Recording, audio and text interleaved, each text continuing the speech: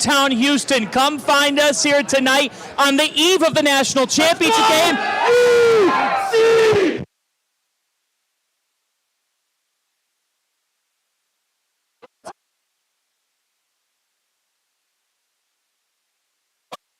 Huskies by 40. Huskies by 40.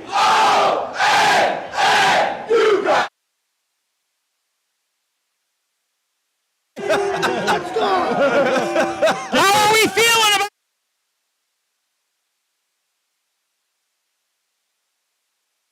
You know what? 3 times. One more.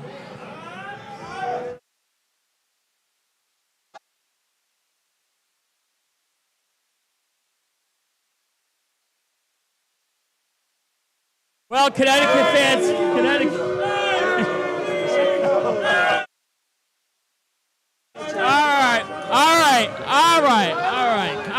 All right. Thank you.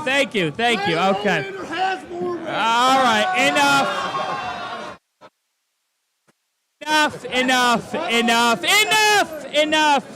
All right. Good evening, everybody. Welcome to the Field of 68 from the Final Four. This is what you walked into. Yeah. We have the Hall of Famer, the legend, Jim Boeheim, Syracuse legend, joining us. And Jim, it's great to have you with us on our Final Four show. It's not the first time I've seen you walk through countless tunnels and hear from visiting fans. All the time. If it wasn't, it means you're not good. If they don't boo you and yell at you, that means they don't, you don't beat them. Right. All right. First, how you doing? I mean, retirement. How long? What do we got? 3 weeks in? No, a month? What are we in? Yeah, 4 weeks. I don't even know. You pick up a hobby yet? I've got lots of hobbies. Golf, fishing. I'm going to actually try to catch fish instead of just fishing. But, no, I'm getting ready to go to Prague, see my son play in Czech Republic. I've been to see Buddy play a couple times. I'm not thinking about transfer portal or NIL or anything, and it's a good time to be in that place because it's just such a scramble, and it's just so hard to figure out how to, you got to keep your players, but you're not sure if they're even going to stay, and then you can't go out and recruit somebody because you've got a player right there, and so it's a difficult time. But, I was ready, even with that. If I was 55 or whatever, I'd figure it out just like coaches will. They'll figure it out. But it's not, at this stage, it's not something I want to even try to figure out. And so I wanted to get this team in this year. We had some really good freshmen, and I think the program's in a good position. Adrian Autry will be a really good coach. And so I just, after 60 years at Syracuse, I wanted to leave with at least some good players there. And they're there, and that's all you can do. Hey, Coach, you said 4 weeks into retirement now. Have you had time to reflect on a great coaching career, and is there anything that really stands out outside of the national championship? Yeah, the 6 overtime game, I'm glad the Connecticut people are here. If they'd have stayed there, I would have told them about it, but no. They said that was the worst game ever. Got it. That's what they said. They don't talk about it. They don't talk about that game. Yeah. All-time great game. We do talk about it. Trust me. That's a game, if you're in it, you want to make sure you win it. Yeah, you better win. Because Jim hasn't talked to me about it since, or anybody else. But, I never look back. I always prided myself on looking forward, because if you don't, you're not going to win. Sure. So when it ended, I do. Now I think back on different things. I see fans all over that remind me of different games. All the great Georgetown great games we had, the games we had with Connecticut. We were lucky in the Big East. We had, at different times, Connecticut was really good. Georgetown was really good. St. John's was really good. Really good. Seton Hall had a run. Pittsburgh had a run. So, we had a lot of different teams that made a run, but we were always there. We were always pretty consistent. So it was a great experience. It was great. Everybody talks about the Big East. I mean, I was a Big East guy. That's where I was born, brought up with. the ACC was good for our school because of football. Sure. And you have to have that. But for me, the You Big didn't East, want it, right? You well, didn't the want Big it. East was where I was comfortable, and that's what you want. But the ACC was good. It's a great basketball league. You can't measure leagues now like they're trying to because we have 15 teams. So you can have 4 or 5 bad teams and it drags the league down. Yeah. Doesn't mean the league's bad. Right. It means that you got some bad teams at the bottom. One thing about the Big 12 and the Big East, they don't have a lot of teams. So, and net doesn't drag people. And the net's not a good, it's a horrible tool for measuring how good a team is. You have to remember, it's important to win in November, absolutely. But if you're losing 5 games in a row in the end of the year and you're losing by 15 or 20, you're not good. Right. So maybe you still take that team in the tournament, but you don't give them a good seed.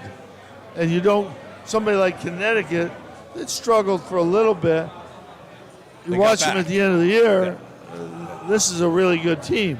So it's hard. You really have to have a basketball eye to see how good teams are. And I don't think people have that anymore. I think they go by numbers. That's hard to do. How about your guy Rick Pitino? Well, he'll at win. St. He'll John's win. now. What do you, I mean? He'll win in a year, maybe two, maybe one. I give You it know, one. Used to be, well, it used to be 3 or 4 years. Now it's like one. With the portal. Eddie will win at Georgetown, and Rick will win at St. I saw Shaka Smart the other day. I said, Shaka, it just got a lot harder. You think? Right? Those guys are going to win. You know, they went in there. They're going to have NIL, and they're going to win games. That's what they do. You know, Rick's, if not the best, he's close to the best coach that I've ever seen, getting the most out of his team. The greatest story I have, the day after the press conference, my phone rang, 10 o'clock in the morning. I'm just kind of getting up because I stay up late. I go, hello, and he goes, hey! And it's Lou Carnesecca calling me at 98 years old. I said, what do you think? What do you think? I said, well, I think you got the right coach. Yeah, we got the right coach. And I said, but I remember playing you and beating you in the LA Classic. And he goes, yeah, but we got you at St. John's. McIntyre stole the ball from you. He fouled you, but he stole the 98 ball. years old. He remembers all That this. was in 1966. Come on. Are you kidding? And- That's and incredible. I Are swear, you kidding? I remember it because I'm a nut for that stuff. And I was the player. He remembers it. He's 98. Wow. So That's awesome. That was the highlight of my last month or so. Just crazy great. stuff. What made you fall in love with coaching to begin with? You know, when you play, you love to play. And I became a pretty good player, and I was playing the Eastern League, which people don't know about, but I was at Syracuse during the weekend. I played on the weekend. Sure. So I assisted with the varsity, assisted with the freshmen. So when I wanted to play, and then I had a chance to go to the Pistons because I knew the coach coached me in the Eastern League, but I was already into coaching. So it was kind of then I said, because basically when you can't play anymore, you coach. That's what you do. You know, you either get out or you coach. Right. And I love basketball, always have. So all right, I'm going to coach. And it just worked out that I worked with a freshman varsity and then got the assistant job. This was 61 straight years that I've been at Syracuse. People think I didn't coach a year or two. I coach every year. If I said to you, you can't coach, way back then, like there's just no way you could coach, what do you think you would have done?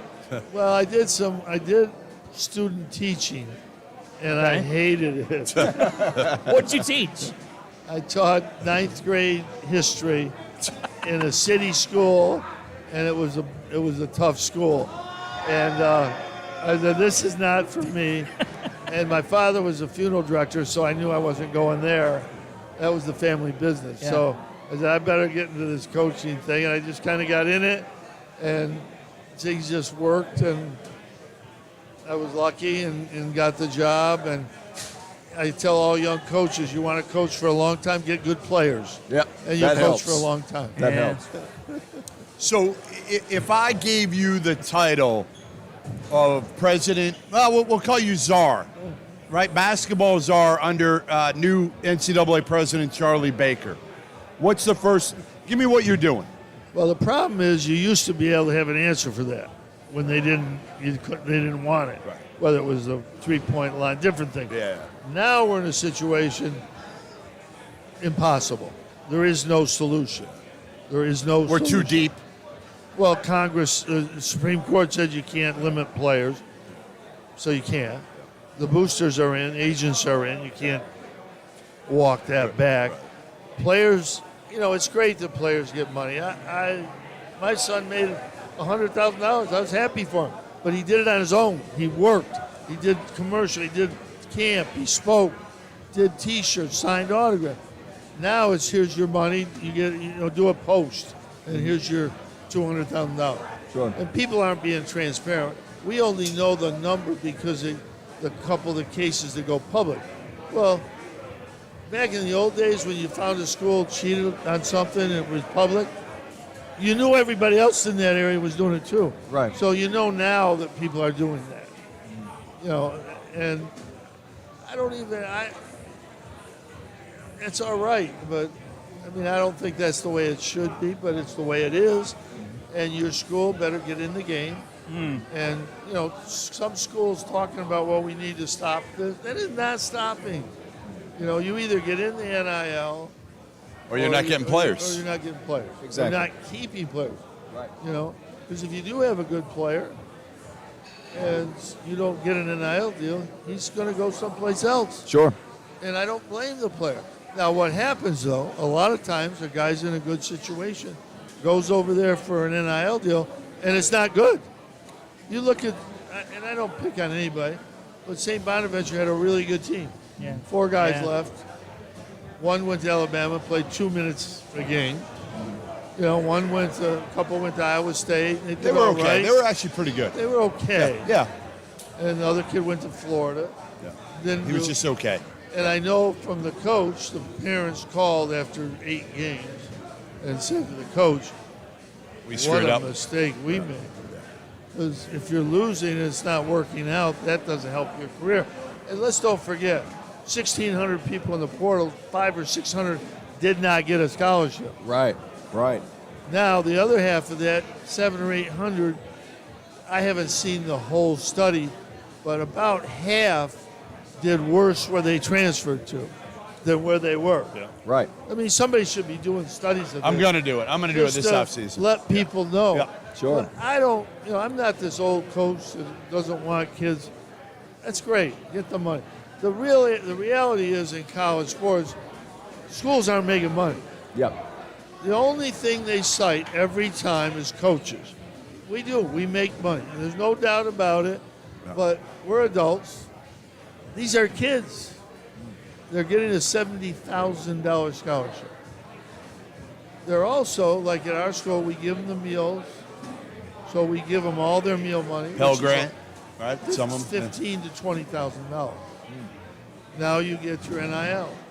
But when it's a collective giving a kid the money to come there, then that's where we are. Right. And you just have to accept it. Now, I'm going to ask you a question. This is more on the personal front. I've met Buddy, I've met Jimmy, both phenomenal young men. I have a 7-year-old son.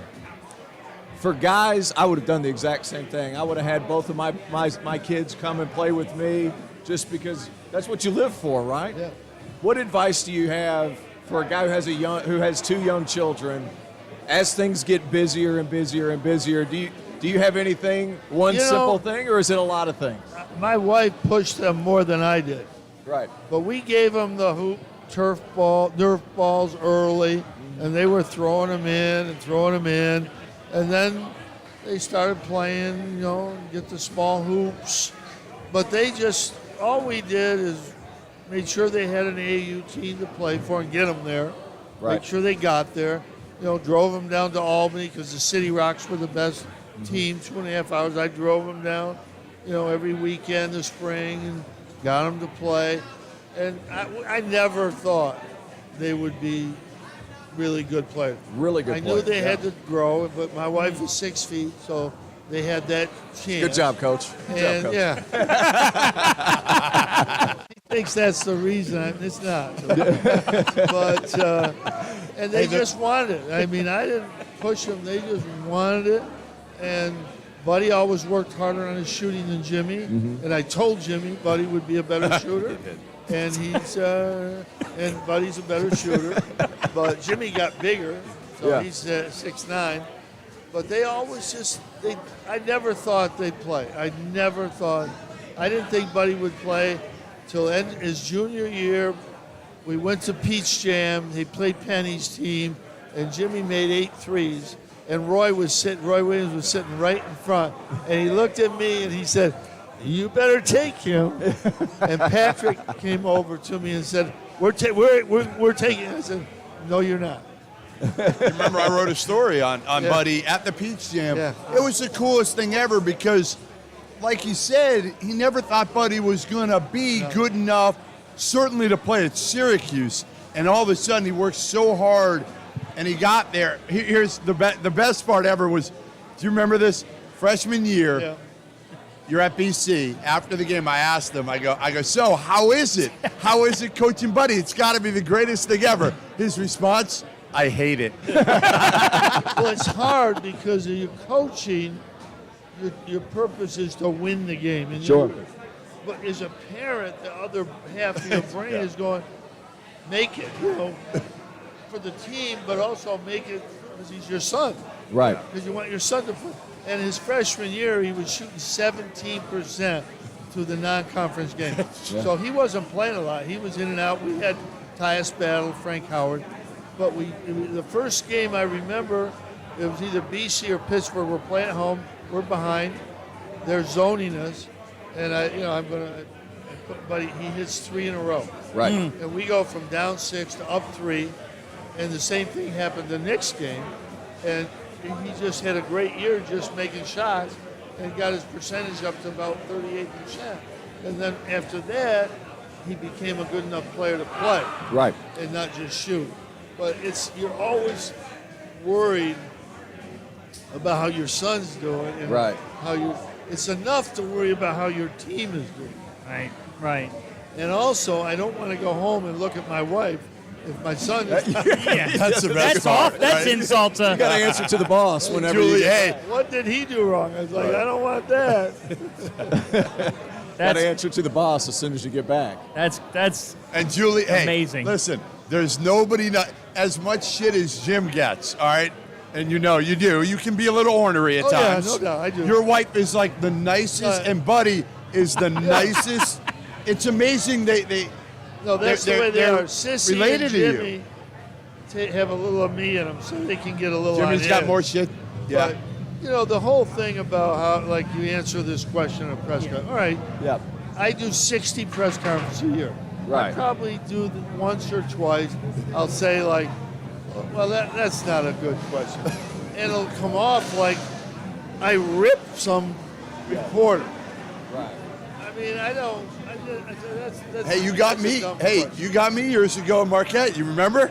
I was the second of 2. All right, I remember this. I was the second of 2. It was a Syracuse student, Michael Cohen, who's here, by the way, working with Fana. He asked the first one, and the second one was about leadership and Michael Carter Williams, and that was the famous "Go get your Pulitzers somewhere else." And I'm sitting there going, "Holy shit!" That's a great It was line. a great line. Listen. The best part, you called me the next day, you apologized, and I'm surprised. But I loved it because someone else. You're surprised you You're surprised you apologize? Yeah, I'm surprised. I did. All the Syracuse. Listen to this. This is a fact. You know how many Syracuse people are out here in your world? Absolutely. Oh, On the everywhere, radio. Jim. Westwood one. Coach. There's 5 of them over there. Right. They all come to me and say, "You know what, Coach? I learned more from you than all my teachers because I knew I had to be prepared. I knew I had to be ready, and I had to go and be on target." And that's not a bad thing to learn in college. Absolutely. Sometimes I was a little over the top, but you lose a 1-point game. You think it's just like, oh, I'll be nice. It's hard. Yeah. Right. It's hard. And when somebody says, well, your zone wasn't good, why didn't you play man-to-man? Oh, my God, that happened down at Clemson. I we remember don't play that. man-to-man, remember that? so what am I supposed to do? Right. I remember that happening. I was like, oh, You no. go ask Tony Bennett when they lose, Right. Tony, why didn't you play zone? No, you don't, because he's a man-to-man coach. Right. But so some things bother you more than others, but I got a little Do you have mellower. any regrets? No. Do you have any regrets? Zero. Zero regrets. Not one thing that you say like, oh man, I have plenty. Listen, I have plenty. I tell the truth. I know you do. And I know you You're do. going to Yeah. get in trouble telling the Yep. truth. I said Miami bought their team. I should have said they just did great NIL work. So our phrase was wrong. Yep. But they did NIL, got them here. Right. Fact. Fact. Absolutely. And NIL helped other teams. Sure. Period. And I should have just left it at that. But so sometimes you say one word you shouldn't. But it's like 10 coaches called me and said, well, you told the truth. Yep. Right. That's it, But That's the hard thing because everything's, 5 or 6 words and Well, people they can run get with you. just Yeah. that, and it's hard. Yeah, they take the 4 words that they want to you're take. always going to, I talk a lot and I say a lot. And you're always going to say something that, but at the end of the day, when you look back at it, it was the truth. I told one reporter once, you really can't always tell the truth. Yeah. And she didn't understand. She said, no, that you should. I said, well, should I tell you that this guy doesn't work hard, doesn't go to class, and so that's why he's not playing. And that's not good. I can't do that. say that. No, you because can't then say I feel hurting my own play. Sure. Right. Even though it's the truth. Right. So, but anyway. Here's my question to you, because you did just say you have 0 regrets. You tell it like it is. How much has the message that you would give a recruit always remain the same, and how much did it cross your mind of like, can that message remain the same in this current climate? Yeah, I mean, the players want you to be honest with them. You tell them the truth. I have players that I got. I have players that I wanna ask lost him? come back No, and you're good. say they appreciate the way I recruited them. I've had players transfer from Syracuse, and they tell me how much they appreciate their time at Syracuse. Yeah. And that I was honest with them. I tell players usually that Hopefully he they'll play remembers. less than they actually probably will, because I want to undersell it. I don't want a player coming to me and saying, well, you told me I was going to play this much. Right. But, you're always, the regrets are like, I mean, sure, I might have them. I didn't get this guy or I didn't get that guy. But we all have those regrets. But Yeah. I did everything I could to recruit that kid. Right. So I don't have any regrets about that. I wish we'd have got him, Right. but we didn't get him. So that part, I regret that we didn't win this game or that game, but that's life. That's what happens. At the end of the day, what Bill Parcells said is right. This is who you are. This is your record. This is what you won, and forget about you could have won that. We've added Randolph Childress to our Hey, crew, hey, and hey, before I hand the ball off to Randolph Childress, I have to ask you this question. Back in the old Big East, in those meeting rooms, Dave Gavitt comes to mind at the head of the table with all these personalities larger than life. What pops in your head when you think of stories and all that? Well, first of all, you couldn't repeat any of the words. There was 28. We counted 28. Can you say MFs on the air? Yeah. We counted 28 of them in the first 2 minutes. And we had a young lady in the room. Dave Gavitt, he never came in the room. He sent somebody in the room. He sent Chris Plonsky, who's getting an award here. She's a longtime associate AD at Texas. She's getting an award. She's unbelievable. She was an intern or a first year in the Big East. She was sent into that room and had to listen to this for 5 hours. And it's John Thompson and me, PJ, Rick, Louie, Jim Calhoun. You couldn't print. Guys were yelling and screaming at each other. We were talking about referees. We banned all 10 of our best referees. You banned them all. Banned them. Band 'em. Banned them. which obviously you can't do. Right. You did. We banned them all. That is, and so Dave wouldn't come in the room. No, he never came. Dave was. There would have been no Big East without Dave Gavitt. Never would have happened. 6 or 7 of us that are in the Hall of Fame would never be in the Hall of Fame Without him. if it wasn't for Dave Gavitt. Wow. He did it. And he pulled, and the ADs would vote something down that was good for the league, and a month later it would be in, and the ADs would be going, how did this happen? Well, it was the best thing. And so it did. Yeah. And, but You would never see that today. You would. no.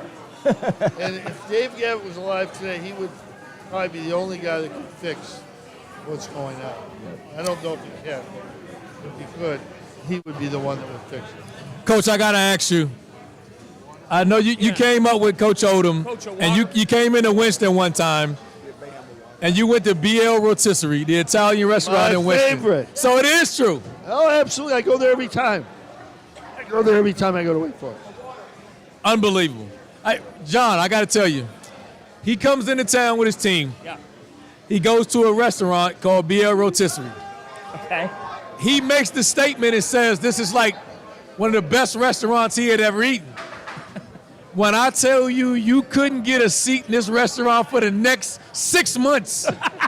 No wonder he keeps saying. Oh my gosh! I'm like, Are you what? kidding me? Listen, I go back and I'm like, what the hell is going on? They're like, Boeheim said it's the best restaurant he's had. Time sent me. Oh my gosh! And people were driving from like Charlotte. And we pay too. We pay them. Oh my gosh! It was unbelievable, unbelievable. We pay, and it is good. It is good. The guy's an old world guy. It's like not a fancy restaurant. No, it's not. It's just like a hole in the wall, but it's really good. It is really good. good. It's hard to find good Italian restaurants in the South. I mean, I like the South. I even like Greensboro now, but there's not a lot of good Italian restaurants in the South now. I Come on, agree. That's not happening. I'm with you. My standard's high now. I spent 13 years in Italy, so I relate to you. You're in Italy or New York City I can relate. or Chicago, you're going to have trouble. But You're right. there are some. My sister-in-law lives in Birmingham, Alabama, and there's an Italian restaurant there. Of course, the two guys came down from New York City. There you go. You can't get into it. It's that good. That good. Coach, I played in the ACC. Randolph played in the ACC. We're fairly new Big East aficionados. So I say all that to say this: what did you miss about the Big East that the ACC didn't have? And then also, The Big East was just different because we all knew each other so well, and we're all in the same area. Now, at the end of the Big East, I didn't mind going that much because the Big East was no longer what it was. right? If we could have kept the 9 teams we had, we would have been great forever. Sure. But what you had, it's like a guy texted me this year. I just watched the Big East final. A team from Wisconsin beat a team from Ohio in the Big East final. Right. It's different. It's different. It's not the same. But if we'd have kept the original, then we had it. We had it. We were the best league and would have stayed the best league. But the ACC is still the best league. I don't care what the metrics say. Our Or good Goodman. teams- Tell 'em. Our good Or teams- Jeff Goodman. Look at the NCAA. How do you track what the best league is? The last 20 years, who's won the most games in the NCAA tournament? ACC. Preach, Coach. Who's been to the most Preach, Sweet Coach. 16? ACC. Who's won the most championship? ACC. Are you listening, John Fanta? What Are you other- clipping are you- this? Hey, Three Are you Final Four clipping teams in this? the last 2 years, and Yeah. everyone's been tearing it down. Whatever. Yeah, what other yeah. metric is there? I mean, you can't say, well, they won more games in the regular season. They're beating themselves. Yeah, Yeah. They're beating themselves. It's what you do as a league, and the committee does not take this into account, which I Right. do not agree with. It's what you do, your league does in the tournament. I mean, you can have an off year, but if consistently your teams are losing, that's an indication. What changes would you like to see in the metrics to get in? Or anything, not Well, even he the told metrics. us about the net, and which I we mean, that's- agree. nobody we all knows. Agree with the Nobody net. knows That's besides that. horrible. Even if you use the net, you have to look at the last 10 games and see how a team is playing I like that. to look at seeding. Right. Now, you don't have to keep a team out. Although if you are losing 6 in a row by 10 or 15 points, I question whether you're an NCAA team. But, I mean, you can look now at this year. Florida Atlantic losing their conference tournament, they don't get here because they don't have quad 1 wins. Well, it's obvious they're a good team. North Texas State, you watch them play, they're pretty good. Yes. So it's hard. It's hard to pick and it's hard to seed. And you have to take into account a look at how good teams really are. I vote we put you on the committee next year. Well, I told you, if Jay Billis, Mike Krzyzewski, and me watched everything all year and picked the field, and seeded the field, I think we'd have a pretty good field. I take my chances with you. The committee still does a good job. They're getting the teams in. They should be in for them. Oh, really? And the seeding's good for the most part, but it's hard to get it exact if you don't really watch the teams. Right. I think. I was informed by our producer we've got an Uber for you here, so this will be All right. our last one to you. Is simple because every coach has had a different route with this. Will we still see you at Syracuse games? I will not go to games. I respect what Roy's done. I also respect what Mike's done. And he went to one, and he told me that he was sorry he went. I don't think he should go to games. I don't think he should go to practice. My office will be around there. I talk to coaches every day. Yeah. Adrian comes in, we talk about stuff. I'm so happy for him. I'll give him, he's great. I give him some advice but he's doing his thing. Sure. And he'll do things differently, and he should. They're working man-to-man, they're doing stuff, but I won't go to games. I just won't do that. I'll watch them and pull. But I may even join the media. I don't know. Hey, we'd love to have you. You We would love to We're have going to put you on the committee now to select the tournament for next year. That's right. Coach Jim Boeheim right here is going Coach Boeheim. to select the 68 teams next year for the tournament. Coach, in all seriousness, thank you for taking the time with us. Thank you. And you define college hoops. So That's what great. you've given it is amazing. Congratulations. Thank you. And if it is in the media, thank you. Thank welcome. you. And welcome. Thank you. Thank you, Coach. That's Coach Boeheim. Jim Boeheim joining us here on the Field of 68. We're going to take a quick timeout. We'll be back with more. Today's episode of the Field of 68 After Dark is presented by our partners over at Underdog Fantasy, the easiest place to play college basketball pick'em, where you can win real cash prizes simply by picking player stats in this weekend's Final Four games. In pick'em, all you do is pick whether a player will go higher or lower on Underdog's projected totals, whether it's points or rebounds or assists or all of them combined. If you're like me and you think Adama Sanogo is going to go nuts this weekend, pick higher on his points projection, pick higher on his rebounds projection, maybe throw in a lower on Matt Bradley's scoring totals, a higher on Isaiah Wong, whatever it is that you like. Put them all together, and if you hit them all, then you can win as much as 20 times your money on a single game. Underdog's slick mobile app is easy enough that dummies like Jeff Goodman have even figured out how to use it. So go to UnderdogFantasy.com or download the app and use the code FIELD, that's FIELD, to get a 100% deposit match up to $100. You guys ever get tired of trying to prove that you won an argument, that your takes weren't hot, they were just right? Well, I have an answer to all of your problems. Vaulted is a new sports prediction app that turns your opinions into facts. You can store all of your predictions and hot takes in your own vault now and forever. Challenge your friends, keep track of the results, and prove that you are, in fact, the smartest one in the room. Vaulted is also releasing a Final Four competition called their Last Four Pool. What amounts to a hot take challenge, it has a $5,000 prize pool. Who doesn't like free money? I like free money. So if you like free money like me, then go and download the Vaulted app at the link below. Sign up for your free 3-month trial and store your predictions now. Welcome back to the Field of 68 from the Final Four. We are at McIntyre's on Commerce Street, downtown Houston. Beautiful night. And, oh, my goodness, this turned into all ACC. You're damn Skippy. I'm You're damn Skippy. I'm surrounded by a sharpshooter, by a baller, by another baller. We got Tyler Hansbrough here. We got Randolph Childress here. We got Terrence Oglesby. I'm John Fanta. T, you're at the Final Four. You're on the Field of 68. How are you? I'm doing great. This year it's a little different than last year. Enjoyed the Final Four last year a lot more, but Enjoyed the tournament a lot more. but no, it's been exciting. I'm glad to be here with you guys. Hey, let me say this. Yeah, go ahead. Tyler walked up the steps, man. Tyler could still play if he needed to. No. Tyler gave me the inside scoop on those knees. He's a hell of a pickleball player now. Oh, that's right. I think he gave up the made- basketball. The transition to pickleball, my knees cannot. I can't take the pounding up and down the floor. Was it anymore. Martha? Was it Martha that's your teammate?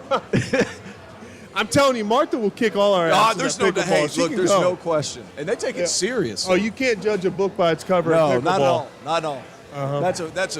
That's a growing. They had it on ESPN while we were doing a show. McEnroe was playing pickleball and threw his racket. I don't know if you guys saw that. I saw it earlier. Yeah, that was right. happening. All Sorry, right, we need to get back let's to get to real basketball talk. as opposed to pickleball. No, we're getting to real talk right now because I like we that. are going to talk right now the state of the Tar Heels. I like it. The state of the Tar Heels. So, all right, we get the Caleb Love news. You get the Armando Bacot news. RJ Davis, you look at how things have started in the offseason, I would call it positive. What do you think if you're this coaching staff, if you're running the program, if you're looking at next year, what are the team needs? Outside shooting, and I would say desperately outside shooting. But to me, I don't think we lack the talent. I think we also maybe need to implement the bench a little bit to not rely so much on the starters. But for me, in a way, it would be leadership, outside shooting, and depth, and also a will to win. I mean, we have the talent. We just need court discipline and better shot selection. It would be what I would think would greatly improve this team. I felt like that that was improved with some of the roster subtractions, and then I think I was telling Rob this the other day. I think this is a best case scenario for North Carolina. I felt like Caleb Love needed a fresh start. North Carolina needed something different at that spot. Bacot comes back. He's dominant. RJ Davis, we know what he can do. And now you can fill your roster a little bit differently. Most of your guys off the bench transferred out. Now you can really get after the portal. And if you're Hubert Davis, you can say, hey, this is North Carolina if it's Nick Timberlake from Towson who can really shoot the basketball. If it's just throw in another player. Do you feel like, if I'm a Carolina guy, I'm feeling pretty positive about the direction of the roster and, quite frankly, the opportunity of the roster moving forward? Yeah, and I guess for me, I don't really like to see a lot of the guys leave. Sure, I of course. just I thought maybe Tyler Nickel could have developed into something beneficial. And I understand Caleb wanted a fresh start. Yeah. But sometimes I felt like Caleb was kind of took a blame for a lot of the issues. Sure. That it's really hard to pinpoint, this team's downfall this year just on one guy. Right. But I do think that Jalen Washington, a kid good who player. could really develop. He's going to be really good. Really good. And I think he's actually a potential NBA player. Oh, he is. I think he's He got needs to the get healthy because he had 2 torn ACLs in high school. That jumped the physicality in college, but he has the skill set, the requisite skill set, to get to college and be an elite player, and I think he will. Yeah, absolutely. And the other thing is, when you play sporadic minutes, Yes. it's tough to get your confidence Can't get going consistent. and to get into a rhythm. I think if he gets more minutes and develops, a little bit of confidence and flow, I think he's just going to develop into a pretty good player and become somebody off the bench or even move into a 4-man position to help spread the court and open things up for Armando. I think he could do that. We just asked Jim Boeheim about the ACC. How would you assess the ACC in general as a league? It's the best conference to ever exist in basketball, period. And the ACC's down this year. Fans, I know you're a Big East guy. And listen, it's no secret. But the ACC historically, I don't think Duke's going anywhere. North Carolina's rising back to the top. Yep. Miami, when you talk about NIL, they may have the best NIL package in the country. They're on the rise. Larry Nega can coach. And you know what? I think Virginia's turning into, I don't know, blue blood, but they're coming into a powerhouse program that you can consistently rely on. Now, wait a minute. Hold on a second. I asked you about the ACC, and your first team that you brought up was that Duke's not going anywhere. He's being objective now. He's a media guy, Fanta. Leave him alone. He's a media guy now. Duke is not going anywhere. Hey, as much as he hates him, as much as we are competitive next year. I think Duke. So I think I think Duke is the best team in the country heading into next year. I know that might come off as a hot take. I think Duke can win it all. The fact that Tyrese Proctor and Mark Mitchell are coming back. But we got to see what the other guys do. Lively's decision, I'm making the assumption Filipowski's leaving. Roach can come back. I assume Roach, but we don't know. I'm assuming he does. Roach and Proctor But we together? have to wait until this final. Tell me why Duke, because I'm considering putting them number 1 in my way too early top 25. Like, Well, is that fair to put way too Well, early? let's see what UConn does. Well, they're losing Jordan Hawkins, and they could lose Adama Sanogo. They got a hell of a class coming in. Klingon development, Castle coming in. They got some dudes coming in. But then they're getting young again. They're getting young again. They're getting young again. They're going to be in a portal.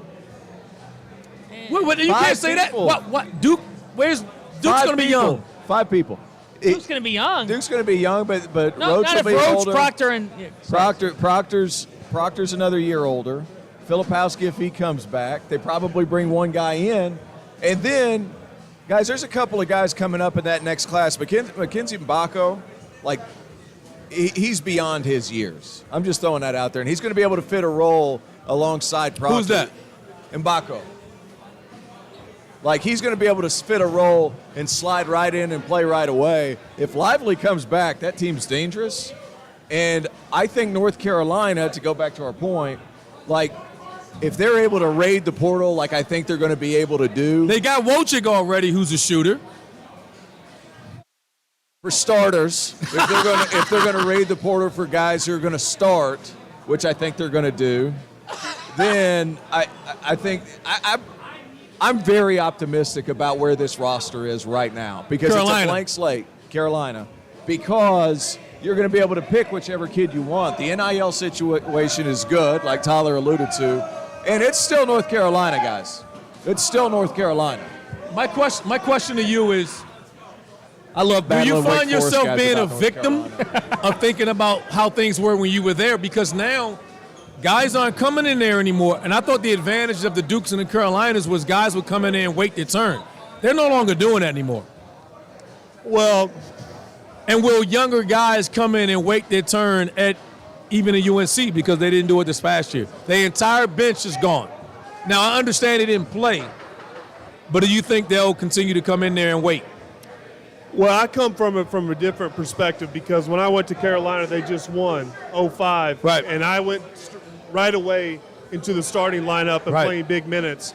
But I think for me, I think the college basketball landscape, because of the portal, I would almost place more of an emphasis on getting experienced, older players, because you see San Diego State, their average age is 23.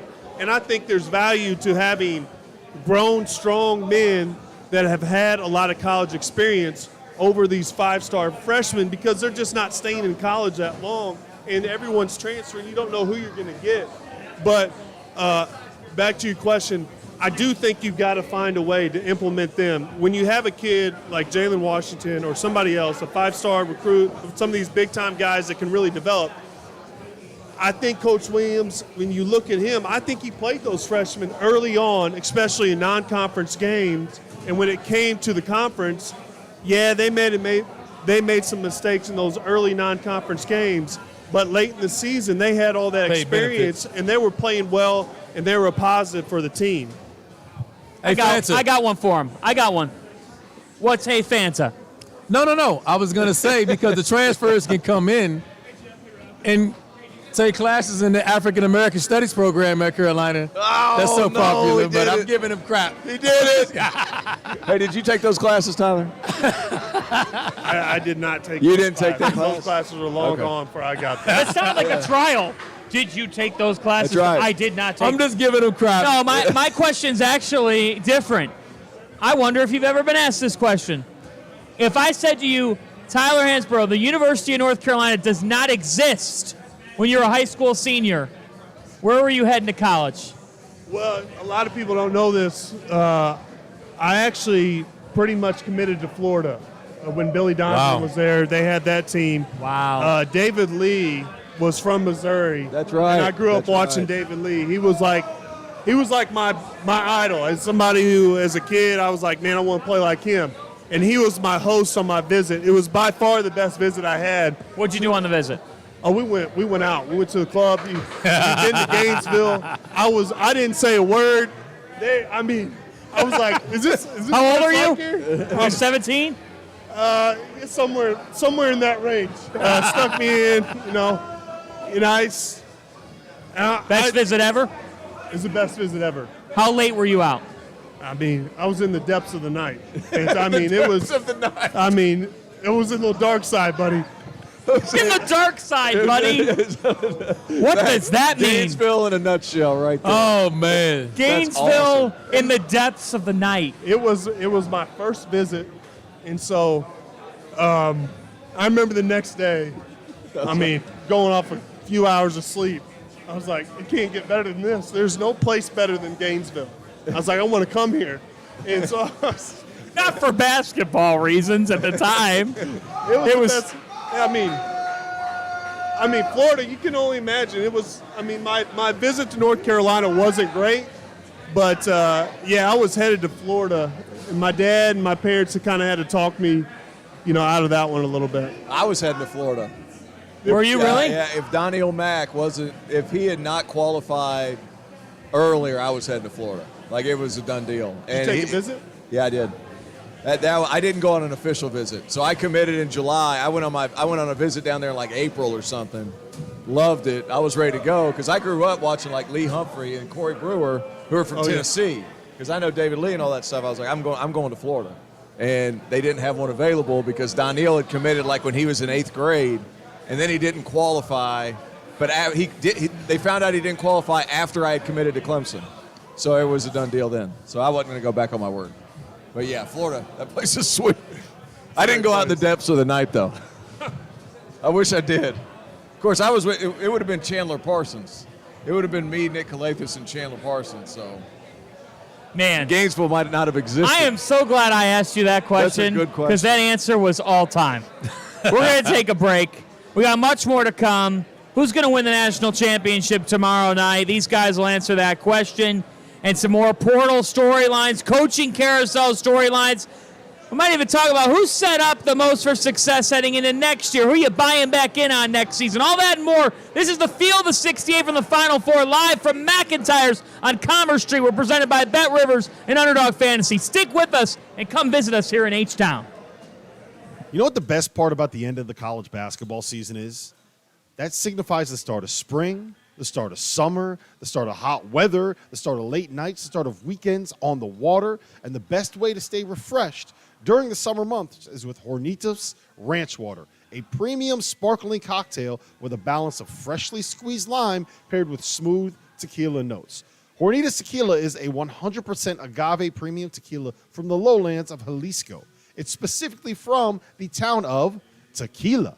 Originating from one of the most historic distilleries, Hornitos paved the way for all future tequila brands, starting with the tequila name. An official partner of the Houston Astros, you can buy Hornitos Ranch Water in a can, or you can come to Houston's best sports bar, Little Woodrow's in Edo, and get a fresh, handmade cocktail with Hornitos Tequila. There's nothing better on a warm spring day than Hornitos Ranch Water and a Houston Astros baseball game.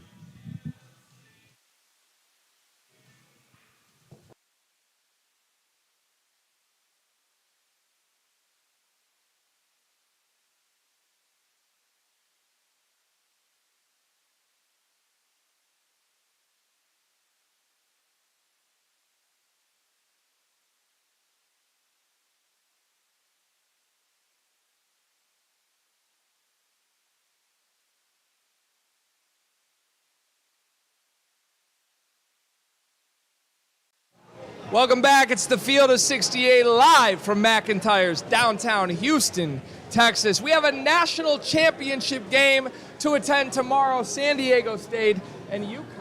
Rob Dauster is very excited about it. Jeff Goodman is very excited about it. Tyler Hansbrough is very excited about it. My name is Greg Waddell. We're presented, as always, by Bet Rivers and by Underdog Fantasy. Tyler, first of all, good to see you here. I know you've been on the show already. It was my first time with you. Pleasure to be acquainted with you here in Houston. How's Houston treating you, my friend? Do people come just begging to praise Tyler Hansbrough for the college basketball legend he is on the streets of Houston? Well, Houston's the last time the Tar Heels were in Houston, I think Villanova hit that shot on them. But no, Houston's been great. It's a great Final Four city, spread out. But no, I've enjoyed being here. The games have been great. Couldn't have had a better ending to the first game. So, I'm excited about the championship tomorrow. Hey, Tyler, my sources are telling me that at the Naismith Award meal that they had today, when they were listing all the former National Player of Years that were in attendance, they didn't name you. Can you confirm? I did, and the reason they emailed me and asked me if I was coming, I said no. And I didn't realize I was going to be here working some of the games. But then also Coach Williams was getting honored for everything he's done for the Naismith and college basketball. So since I was in town, I was going to go there and watch him get honored, support him. And it just happened to be a coincidence that I showed up, and they left me off when they were calling all the Naismith guys up there. But no, I got up there. Did you sneak your way up or no?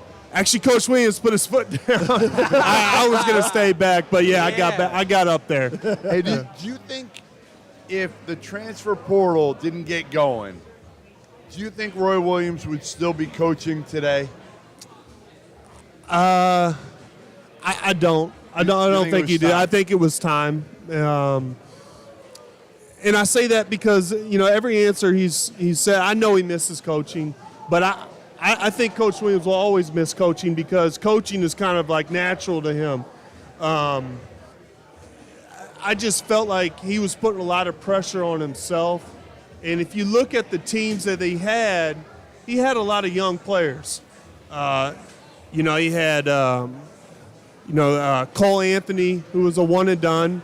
Yep. Before that, he had Kobe White, who was one and done, both in point guard positions, which point guard positions require experience, leadership, and there's a lot of that goes into being a point guard. So he blamed a few mistakes on himself, but you got to realize he had young players and young point guards, but I think Coach Williams will always miss coaching.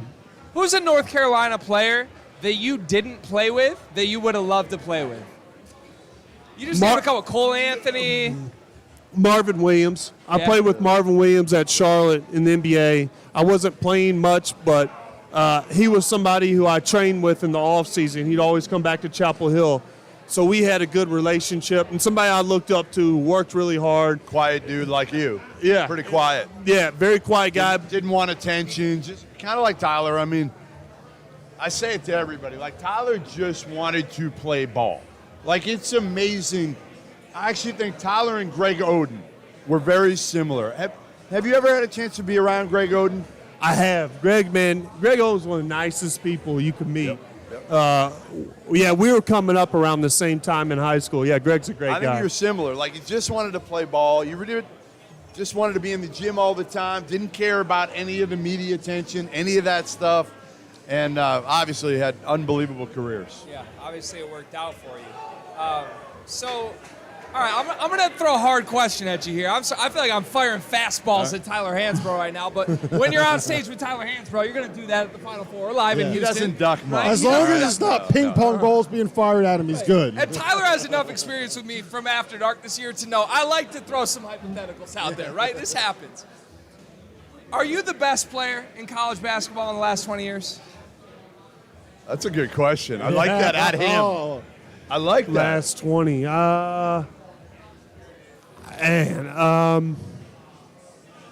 Number-wise, maybe. I mean, opinions, everyone will have their opinion. And I'm not sure. I mean, that's depends who you ask. If you're asking me, I would say I'm top 5 for sure. It's hard to put that out there. Who else is in there? Who else is in your last top 20 5? Last 20 years, J.J. Redick for sure.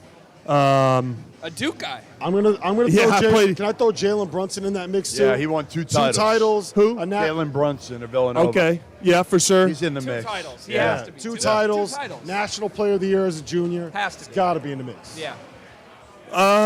If we're gonna start our team with Jalen Brunson, JJ Redick, So- and Tyler Hansbrough, I think we might win a Actually, title or two. now More that than we- JJ won. now Might that make we a Final say Four. this- Did JJ make a Final Four? No, No, he did not. No. He did not. He He did won not. a championship his freshman year. No, we did not. He did not. He never won it. No, he made one. He made one? Do you remember what happened when he was in the Final Four? They were up by 8 with 3 minutes left against who were they Not in playing? the title game. In the 2004 final. Who was Duke playing in the 2004 Final Four? They It were was up by either 8. UConn or Georgia Tech. They were Oh, up- fuck. Yeah, no shit. Jesus. Okay. God, I hate this man. Why do you think I'm in a San Diego State jersey right now? I just got by Rob Did you Dauster. buy this today? No, I've had this for years, Jeff. Don't ask me. Is this why. one of the knockoffs? It is one of the knockoffs. Slide in my DMs, people, if you need to connect on jerseys. I got you. Don't worry. But no, listen. Believe it or not, to everybody watching this at home, these two pay me to make very stupid lists in the offseason for the Field of 68 engagement, right? Yeah. We made a list of the top 25 players this summer. We got a lot of flack for it. did. I got a lot of flack for it because when we get flack, you two like to point fingers at the guy who's It's a whole behind. lot easier. I take enough heat. I don't need him Hey, for, I respect for the it. list. I saw the tweet last night. I know we're Right? pointing flag, and I deserve it now and then. But the point is, Tyler, I believe you were number 2 on our list of Who the was top one? 25. Jalen Brunson, 2 titles. 2 titles. I That's mean, hard to argue listen, with. to me, his production was better than Jalen Brunson's, obviously. But again, it's hard to argue with 2 titles. Yeah, 2 titles. You got to reward winning. Right. And there's the one other guy, and I'm not heavy on the one and dones, but Kevin Durant, the 1 year he was at Texas, that was an incredible year. But he didn't win a title. I'm just saying, numbers wise, Yeah. he was pretty amazing. Yeah, he has to be. So, okay, he threw Kevin Durant out. In the one and done era, because you two have obviously, you've been doing this for years. Who's the best one and done? Is KD the best one and done in the last 20 years? Zion. I mean, the most Zion. talented, but obviously they didn't go deep in the tournament. I mean, that's the one Yeah. thing with them is Yeah. they got knocked out in the second round of the tournament. So it's, again, I usually am about rewarding winning. Yeah. Like, to me, it's whatever you're going to give out, whatever award you're going to give, it's going to go along with winning. And now KD did plenty of winning for that Texas team in the regular season, but, you know, to me, you got to go to at least a Sweet 16, don't you? I would think legacy-wise it matters, right? In college basketball, March matters. What's your answer? Zion. Wow. Zion. No Final Four. Again, No Final Four. Doesn't matter? I would say Blake Griffin's got to be in that discussion. He He was made up there, Elite too. 8. We beat him in the Elite 8. He's in there that discussion as well. People forget about Blake, how good he was. Oh yeah. I mean, like, especially kids now watching Blake, or even the last 5 years, like, was there a more athletic big that you went up against? No, and his knees have given him a lot of issues, and so he doesn't have the athleticism that we saw back in the day. But you're talking about a guy who had hit his head on the Jumping backboard. off a trampoline. Yeah, and if He it won a was dunk near his contest. hands, he was getting. He won a dunk contest. Yes. People, At remember his he jumped size. over the Kia? How much did Kia pay him to jump over a Kia? Can we also acknowledge that jumping over the Kia was not nearly as impressive as it is on paper? right, Like, that's he fine. over the front of the Kia. He didn't jump over a of- Kia. speaking of- Tyler could do that Hey, right now. He wait, could wait. put shoes on No, right cannot. now and do My that. knee will not hold up, Speaking guys. of that, here's the biggest question. Tyler, can you out-jump Robbie Hummel in a 19.5-inch vertical? What type of question is that? Come on. My knee's pretty bad, but I hope I can out You jump can Robbie. do it. There's no way. All right. There's no way you lose that. So you've worked with Goodman. You worked with Hummel. Goodman claims that he is better at this than Hummel is. What do you think? Two of the best. I never go against Goodman, and Goodman's been my guy. I don't joke about it. Goodman's is untouchable Ever when it since I comes beat to his college ass in ping basketball. pong. That was it. That was it, right?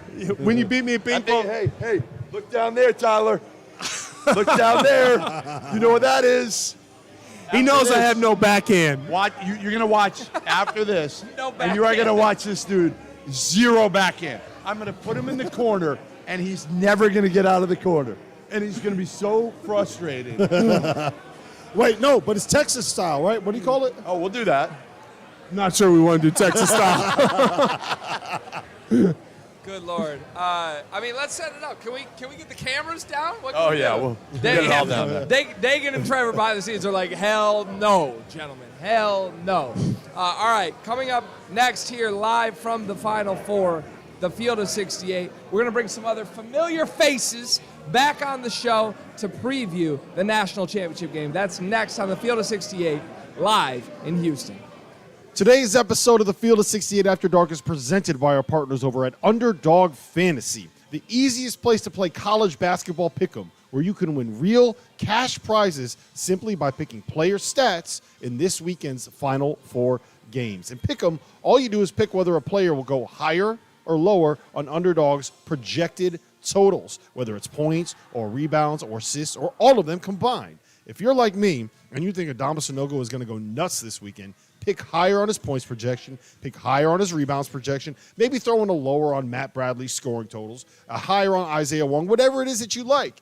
Put them all together, and if you hit them all, then you can win as much as 20 times your money on a single game. Underdog's slick mobile app is easy enough that dummies like Jeff Goodman have even figured out how to use it. So go to UnderdogFantasy.com or download the app and use the code FIELD, that's FIELD, to get a 100% deposit match up to $100. You guys ever get tired of trying to prove that you won an argument, that your takes weren't hot, they were just right? Well, I have an answer to all of your problems. Vaulted is a new sports prediction app that turns your opinions into facts. You can store all of your predictions and hot takes in your own vault now and forever. Challenge your friends, keep track of the results, and prove that you are, in fact, the smartest one in the room. Vaulted is also releasing a Final Four competition called their Last Four Pool. What amounts to a hot take challenge, it has a $5,000 prize pool. Who doesn't like free money? I like free money. So if you like free money like me, then go and download the Vaulted app at the link below. Sign up for your free 3-month trial and store your predictions now. We are here at McIntyre's in downtown Houston, Texas, home of the Final Four, home of the national championship game on Monday night. Randolph Childress, Tyler Hansbrough, two ACC legends, Rob Dauster. I don't know that I'd call you a legend. A Liberty League legend. Yeah, I don't know that I'd go there, to be honest. I've seen the numbers. I have a record. You have a couple different records. No one has got kicked off the team more than I have in the history of Vassar College. I mean, twice. Yeah, there's an on-the-court record and an off-the-court record, my friend. My name is Greg Waddell. That's actually true. We don't have to talk about that. I'm Greg Waddell. We're presented, as always, by Bet Rivers and by Underdog Fantasy. We're going to do some previews for the big game tomorrow night. Tyler, we've had you on the show last 30 minutes or so. I want to go to you first here. San Diego State-UConn.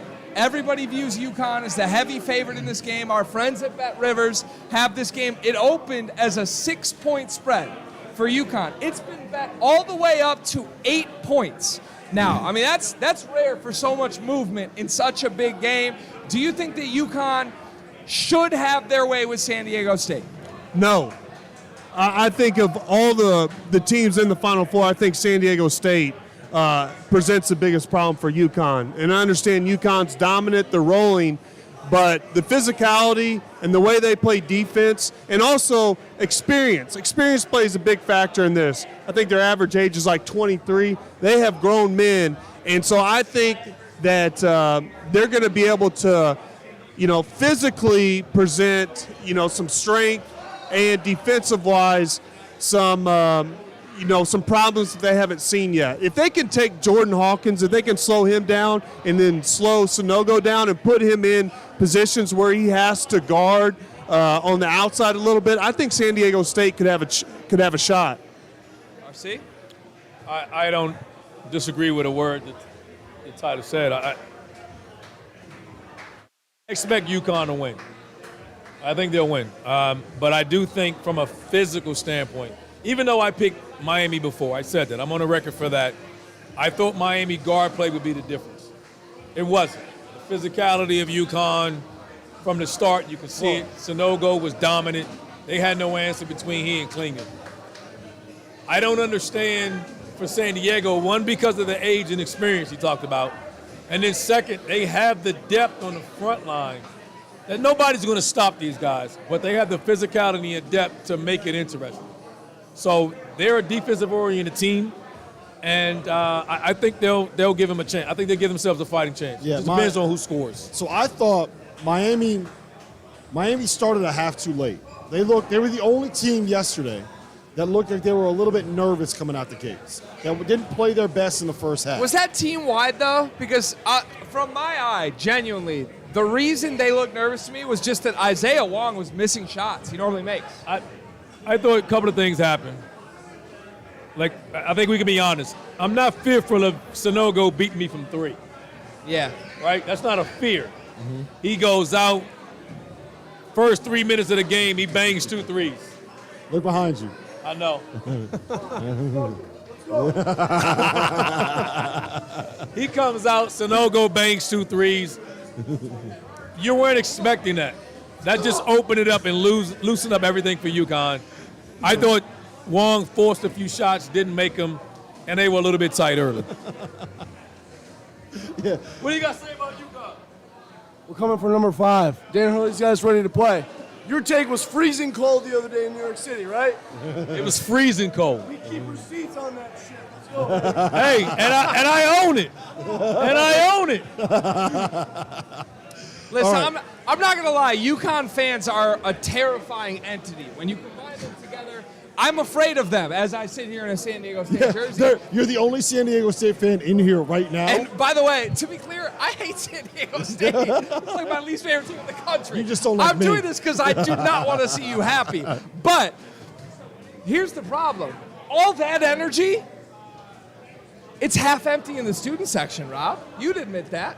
Where were the UConn students last night? There was a line of storms that came through the East Coast. All the flights were canceled. Oh, so they're going to be there Monday? Yes. Don't lie to the people. Yes, we'll see. We are a We'll see. show of integrity, my We'll friend. see. But so, back to Miami. I don't know, RC, Tyler, you guys might be able to answer this better than me. I don't know how much of what happened in that first half was Miami not playing well versus UConn making them not play well. I think it's more of UConn. I thought defensively they got after. Because if you look at what the teams that they played in this tournament have done, Gonzaga had their worst offensive game of the season against UConn. St. Mary's had their worst offensive game of the season against UConn. It's a trend. So was that just UConn being great defensively, Tyler, or was that Miami struggling? What was the result of that in the first half? I think UConn doesn't get the credit defensively that they deserve. They've been pretty dominant defensively, but it's a combination. I mean, Sanogo hitting those 2 early threes, like Randolph said, you could tell. The game plan for Miami was to have O'Meara sit in the lane and kind of let Sanogo out. And as soon as he hit those 2 shots, It changes the game plan. Now you're like, it's demoralizing he when you hit one, he comes down the next possession, hits another one, and it's like, all right, we got to reevaluate this. When you take your scouting report and you throw it away in the first 2 minutes of the game, and you're looking over the coaching staff, hey, we're supposed to let him shoot. It's going to ruin a little bit of your confidence. But yeah, to me, UConn doesn't get the credit defensively they deserve. But also, they cleaned up the boards. They're very good on the rebounding team. Hey, so it's Tyler, tough. what do you think of Adama as an NBA player? Like, where do you see him fitting in the league? Yeah, Sanogo. Man, I just think that you can say no. You can say because I don't know where he fits right now. I think he'll be in college next year, and I just think it's not. At UConn? I think he'll be in college. You never know nowadays. In college. But In college. if they win, I mean, I hope he's back at UConn. Hey, But RC, you see what he's doing right now, listen, right? hey, You see what he's doing. you got to pick one. Donovan McLean or Adama Sanogo next year? So Tyler, we're talking about Adama Sanogo, what he's going to be in the. Oh, okay, you can answer, but we're going back to this next. But back to Tyler. He doesn't fit the NBA right now. Yeah. I don't think that's like a knock to Sanogo. I mean, he's a hell of a player, but it's small ball, and they want if they are center, they want somebody who's 7'2" that can set a screen and go to the rim. And I said this about that front court lineup, and I don't think it's just I I've said this to Rob and I've said this to Greg. I think this UConn team, and credit to them, I think they'll win it. I think they're the best team. They're the betting favorite. I don't think I say this team is like an NFL team that knows they're going to have salary cap issues next year. And I don't believe between Adama Sanogo coming back and Clinging wanting to play more, those two, again, it's going to be tough to keep that together. I just think it's fair to say, I don't know anything. I'm not trying to have any hot takes or anything else. It's honest. But it's just honest. an honest assessment of, if I'm Donovan Clinging, he's played well enough to next year say, particularly if they win it, he'll play a major role in it. Do I sign up for that again next year? Well, I don't know if he will. So I think that if you're Clinging, the decision isn't going to be, do I come back and start at UConn, or do I come back and back up Adama Sanogo? I think his decision is, do I go to the NBA or do I stay in college? Because I think he's done enough where, I mean, look, Tyler, you played against Walker Kessler. Like, in practice, you worked out against him. Donovan Clinging? Yeah, Donovan Clinging is Walker Kessler. No, not yet. Not yet. So can I say this, though? Because I love the Walker Kessler-Donovan Clinging comparison. I think it's spot on. Part of the reason I think it's spot on is that Walker Kessler had to transfer in order to show everything he could do at the college level for a year. There was stuff that he did, Kessler did to say at Auburn that made you say that validated himself as a first-round draft pick. But we didn't know Walker Kessler was Walker Kessler. I'm not debating what you're saying. I agree with you. I completely agree with what you're saying.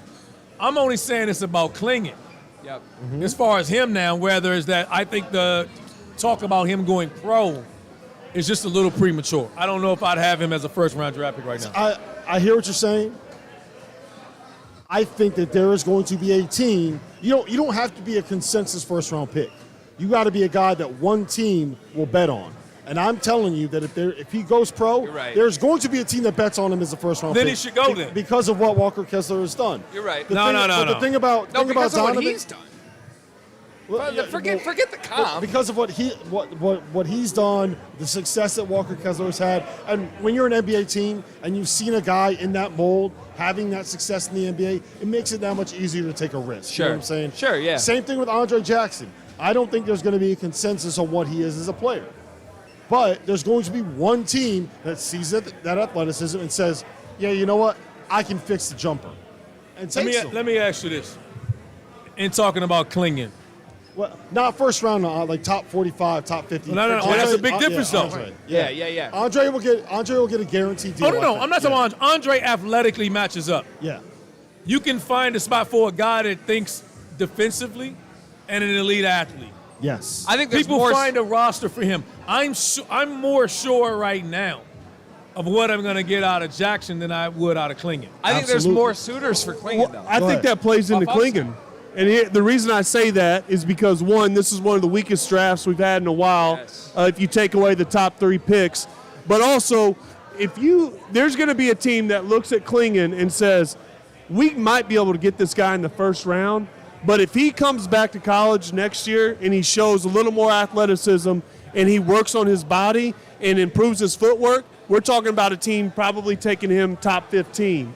And there would be somebody in the 20 to 30 range just be like, let's get him now and let's work on that. Someone is going to see it. Somebody can do that, chance. but the difference is Great point. taking them in the G League and putting them in the G League. I'm only speaking of if I'm advising Clinging.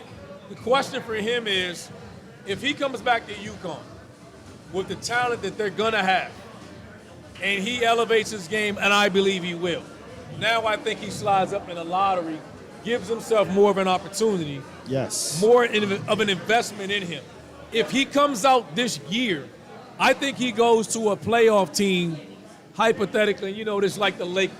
He ain't playing there. He's not a play now guy. He's not going to play there. So now he's going to the G League Well, where that's it's hit or miss. That's why I think that he ends up coming back to UConn next season. There's a couple reasons. One, he grew up in Connecticut. He's one But of. that's he's predicated one of us. on the point we talked Yeah. about, whether Sanogo comes back. 2, I think that the money that he'll be able to make NIL is going to be enough to make it worthwhile to come back, knowing, okay, I can make X amount of dollars, and if I come back, the guaranteed money I get from getting picked might be 2x, might be 2.5x. Like, you get way more being a top 14 pick than you do being a top 25. You know what I'm saying? The option we haven't talked about, guys, whether or not we want to go there, whether we think it's bad for the sport or just bad in general to project this on a kid, the option we haven't talked about is it's not just NBA or UConn, it's the transfer portal. Well, No, it's gonna happen. Let's be clear. My guy, what's my guy with the loud mouth back here with the jersey on? Let's be clear. I think, I'll say this, and I don't think this is a hot take. Adama Sanogo and Klingon will be back in college next year. Both will be. And they will not be on the same team. Correct. I don't think it's a hot take at all. It's just facts. Possible. It's impossible. Correct. It's like investing in two And number ones. so with that said, you can't have 2 great quarterbacks. You can't do invest it. in 2 It's- number 1 receivers and pay them that money. so the field of 12, this is J.J. McCarthy, Kate McNamara. We did it for 9 months. I had to talk about it as a Michigan Wolverine. And so I ask you this, Rob Dauster. Who do you want as your UConn center next year? Adama Sanogo or Donovan Klingon? I want one of them. I don't think it matters, to be completely frank. I just don't want both of them to go pro. Like, can we get one of y'all? Can One of them will stay. One of You'll them get will stay. one. You'll get one. You'll get one. I would love to run this back and keep them both. That seems like it's a It's just impossible. Win your hard thing to- natty No. and get one and then Look, figure it Tyler out. got Hey. something. Go to Tyler. Do you have something? You look like you were going to say something. No, I mean, I think one of them will be back at UConn Yes. for sure. One of them will be back. One's back. All right. All right. Let's put him on the spot. Which one does he want? Well, that's what I'm trying to ask him. He's ducking it. I'll answer for him because I'll just be honest. The answer's Donovan Klingon. And you can look at his face and see whether it's a yes or a no. Adama Sanogo's awesome. He's the best player in this Final Four. He's likely going to lead you to a national say this. championship. And the answer's still Donovan Adama- Klingon. I'll ladies say and this. gentlemen. If I got Sanogo- Klingon for 2 years, I'd agree with you. If I only got one for one more year, I'm taking the All-American. You know how much it would hurt him if Donovan Klingon went to North Carolina and was the star center No, for a year? it wouldn't hurt me if he went to North Carolina. It would hurt me if he went to Georgetown or if he went to Providence. If he goes to North Carolina, look, go ahead, man. You Y'all ain't need the gotta help. deal with him. Y'all need the help. You can go sit behind Armando Bacot. All right. Well, on that note, I hope that's what happens because I want to see this man devastated, okay? That's my only goal for the next 48 hours. Devastated counting my 5th ring. Yeah, counting the 5th ring, it is what it is. I'm literally not changing out of this shirt in the next 48 hours. Coming up next on the Field of 68 live from the Final Four, we spent a lot of time last night talking about whether or not UConn is a historically dominant team or if this is a historically dominant run. I'm going to ask Tyler Hansbrough that next on the Field of 68. You know what the best part about the end of the college basketball season is? That signifies the start of spring, the start of summer, the start of hot weather, the start of late nights, the start of weekends on the water, and the best way to stay refreshed during the summer months is with Hornitos Ranch Water, a premium sparkling cocktail with a balance of freshly squeezed lime paired with smooth tequila notes. Hornitos Tequila is a 100% agave premium tequila from the lowlands of Jalisco. It's specifically from the town of Tequila. Originating from one of the most historic distilleries, Hornitos paved the way for all future tequila brands, starting with the tequila name. An official partner of the Houston Astros, you can buy Hornitos Ranch Water in a can, or you can come to Houston's best sports bar, Little Woodrow's in Edo, and get a fresh, handmade cocktail with Hornitos Tequila. There's nothing better on a warm spring day than Hornitos Ranch Water and a Houston Astros baseball game.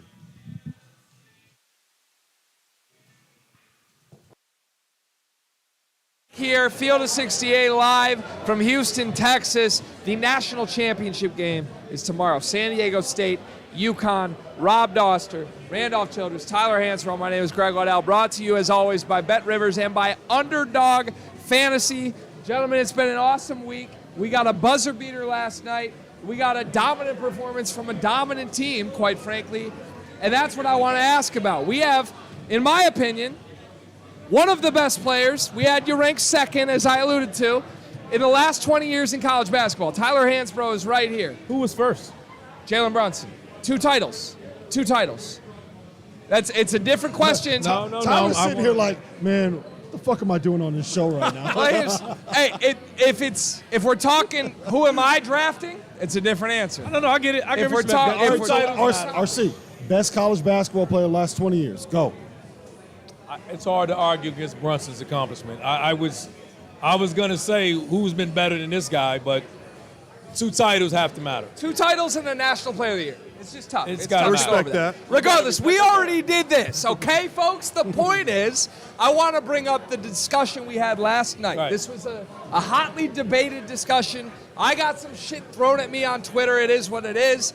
But we were arguing, is UConn a dominant team historically in the last 20 years? Every national champion we've seen in 20 years. Is UConn historically dominant and relevant in that conversation, or is this a dominant run? Meaning, they've gotten some breaks along the way, the competition they've played, etc., has allowed them to win games in a dominant fashion where they're creating separation and performing at a high level.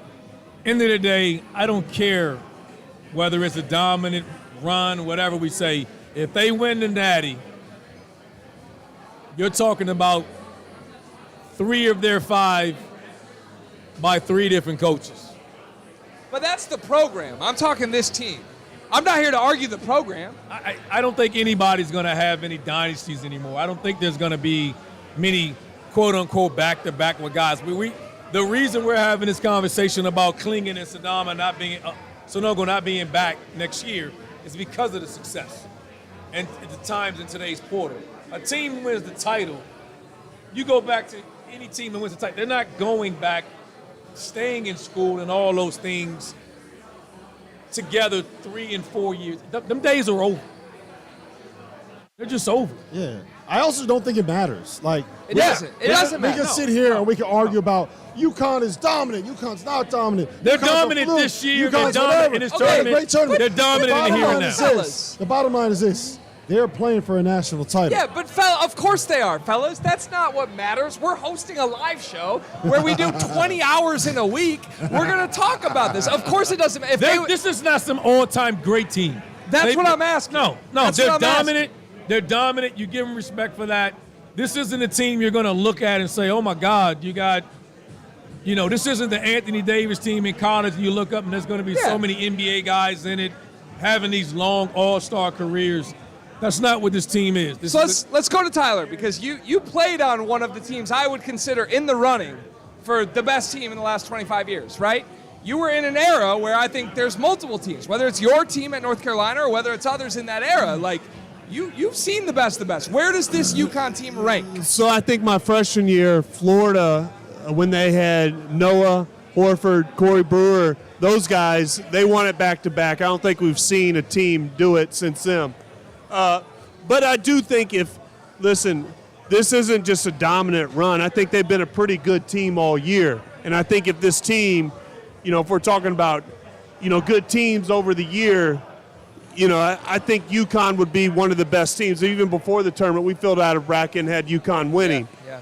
And some teams can get hot in the tournament, kind of like Carolina did last year.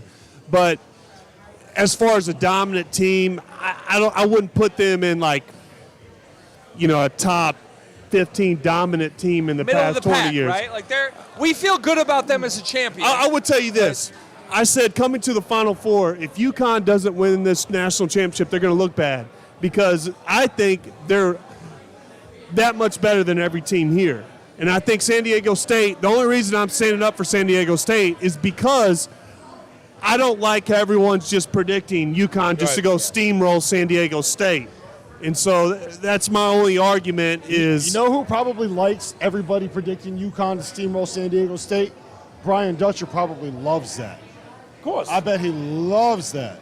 I bet he is playing every clip. If I was him, I would go find every clip of us, of ESPN, of Robbie Hummel, of CBS Sports. Everybody that says that San Diego State's going to get beat, I'll be playing it. That's what we'd be watching is our pregame film. We're not doing a pregame film session. I don't know why you're saying of us. I got San Diego State by 27 tomorrow. That's fine. I don't know what you're talking about. I don't know what you're talking about. I respect it. Okay. I'm just saying. You're good. That's a nice jersey. Listen, I'm going to war with you. It is what it is, okay? Either you will come out a champion or I will come out a champion, and I'm claiming this championship. You got a 50-50 chance, brother. I got a 50-50 chance, my dog. It is what it is. All right, so I thank you for your answer on where they're at as a team, because that's one half of this conversation. The other half of this conversation is the run, because I do think there's a separation in just concept of dominant team versus dominant run. This has been a dominant run. Make no mistake about it. When you win every single game by double digits, I mean, we do not see that often in this sport. But as we have talked about on this very show, one of the biggest things that contributes to a dominant run is quote-unquote luck. Who do you get to play? What happens in those games? I mentioned it last night. This was a close game. It was a tie game, essentially, against St. Mary's. One of their starting five goes down, and then they blew them out in the second half. Every other game has been dominant from UConn. It has been what it is. No. Hold on. Before you say that, they were losing at halftime to Iona. They were? They were losing at halftime to Iona. They were? It was a close game with Arkansas in the first half. Same thing with Gonzaga. Arkansas? Yeah, and they turned it on. Like, I get what you're saying. And they have been fortunate in the way that the schedule is broken out. Like, let's just call it what it is. They haven't played a team higher than a 3 seed. They haven't played a 1 seed or a 2 seed this entire event. They've been fortunate with the way that it broke down. But that's the nature of the tournament. That's what happens, right? And look, let's be perfectly honest. I want you on the record right now. Your reputation is on the line. Oh, Jesus. If this Dukas kid, who you had never heard of, Stop. You know me better than that. I've heard of Alex Dukas. Before his back got hurt. Stop it. If he's healthy that whole game, you honestly think that St. Mary's is beating this UConn team? Rob, you know well that I bet UConn money line at halftime of that game. Okay. UConn was going to win that game. I'm just saying. That's all I'm saying. But listen, they had some trouble this tournament, is my point. And for us to say, oh, we haven't seen a team run through the tournament field, I don't think that's accurate, because to your point, this was a dogfight against Iona in round 1. This was a dogfight against St. Mary's in round 2. And whether you like it or not, Gonzaga and Miami, both very good teams, have horrible defenses. It is what it is. My man. They beat Iona by 24. What the fuck is a dogfight of a 24-point game? They whooped everybody ass by double figures. Bottom line, it's 40 minutes. It's not a half. It's not 3 You realize that 40 minutes. You realize that Rick about? Pitino literally signed the papers at halftime to go to St. John's of that game. Right. Am I wrong? Yes. He signed him after the game. All right. Listen, somebody has to fight the good fight here, okay? I'm just trying to do it. But do you understand what I'm saying on dominant run versus dominant team? Because you've been on It's a dominant both. run. It's a dominant run. It's a dominant Everybody run. agrees with you. Nobody's debating that. It's a dominant run. Okay, then great. You're just sitting here yelling to yell. I'm sorry. I just okay, what happens if they win by 30 tomorrow night? Does our opinion change on that? No, they cut down the nets. No. They cut down the nets. They tie the string around their hat, and we all go home. You go home sad, crying. I got to deal with Rob Yeah. You got to deal with my ass. until next year. For 9 months, baby. My God. Oh, Tyler, you better say bye to RC. This is the last time you're going to see him. I'm going to go home tonight. I'm going to type up my email and write it. And I'm going to decide it from now until whenever. It's like that tweet when you type it up and you got to think about it before you hit send. I've already thought about this one. If I got to deal with him, with them as UConn as a national champion, every time y'all introduce me now, just play my little Sliding down. just sliding out of my chair. It is funny seeing you try to slide out of this chair. I'm just gonna fall backwards. I know, right? If your national championship team played this UConn team Stop it. 7-game series. Stop it. Oh, this is a good question. 7-game series. Stop it. What's the result? Stop it. No, Just be honest. T, I'll be honest. You got to be That's honest. Yeah. They don't have, Get the broom. yeah.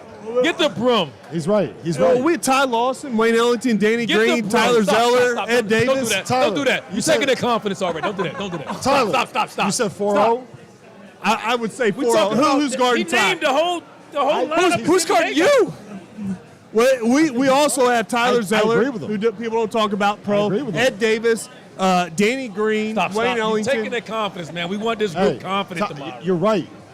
Ain't nobody debating that. There's You're right. levels to this. I would say There's levels to this. they might steal one, but we're talking about like a 1-8 matchup. It'll be a in the NBA gentleman's playoffs. sweep at best. Yeah, we're talking about like a 1-8 matchup. Gentleman's sweep in the at NBA best. playoffs. Yeah. Okay. After you guys got up Listen, 3-0. hey, that's and all went out. I needed. I'm glad I got that validation. That's all I needed. Just humble Rob Dauster a little bit. little bit. That's what we just did. UConn's a dominant team this year, but the one thing is San Diego State, I think if UConn does lose tomorrow, it's going to look bad. There's not even going to have this talk, but there is a matchup I'm looking for because I think San Diego State, if you watch the second half, especially towards the end of the game, when they put Ladij at the elbow and they gave him some freedom, I think if he can do that against Sonogo, I think it's going to be very interesting to see. That's a matchup I'm looking for. But if they have a mismatch there and he gets Adama in foul trouble, I think it could be a close ball game. Yeah. I'm being serious. You know what's funny about their starting lineups? I think they need to change the starting lineup and start him Yeah. and put Mensah athletically up against Klingon. Instead of starting my mobile athletic guy against their physical guy, they have the ability to invert their bigs or change their bigs and match up with UConn that way. Yeah. I don't hate that, to be honest. All right, you heard it here first. Tyler Hansbrough, Randolph Childress. There is a path to San Diego State winning this game. There's a regardless of what this man would say. There's a chance. The Aztecs are out here in Houston, Having said that, Texas. though, I'm going for UConn. Oh, No, I'm not going. I think they're going to win. I don't going for them only because of Rob. But RC, let me rock, okay? I'm sorry. guy. I respect you. I'll get out of your way, but come on. All right, coming up, we're going to bring the three-man weave onto the show to break down how to bet this national championship. That's next here in Houston, Texas, from the Field of 68 at the Final Four.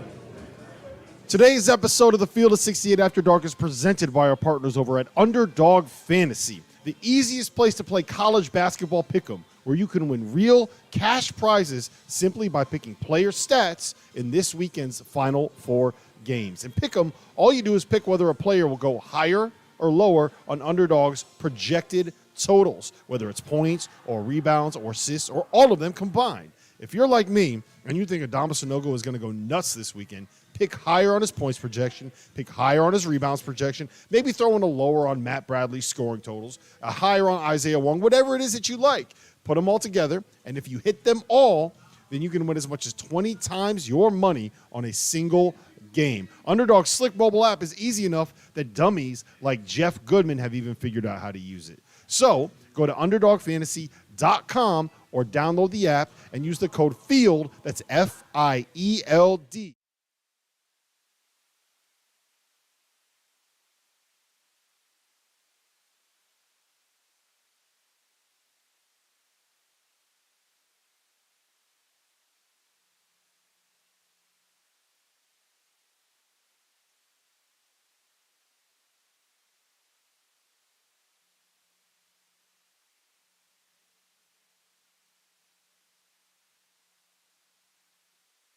You know what the best part about the end of the college basketball season is?